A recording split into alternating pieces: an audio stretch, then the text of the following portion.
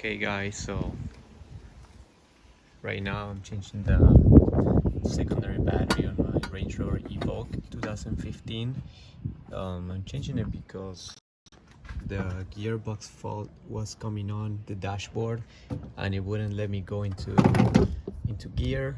So looking around on YouTube, they told me it was the secondary battery that was bad.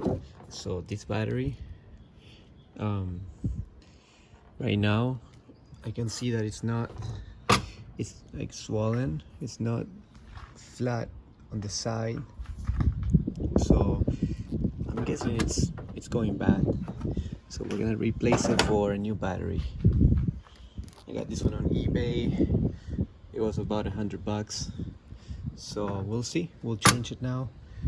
So it goes under, we have to remove this plastic cover.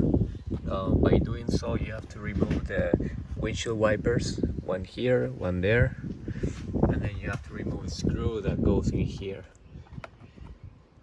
right there, and then you can lift this whole thing up. You don't have to take it all the way off, you just remove this part, and then with the 10mm wrench, you have to take the nuts for this bracket here.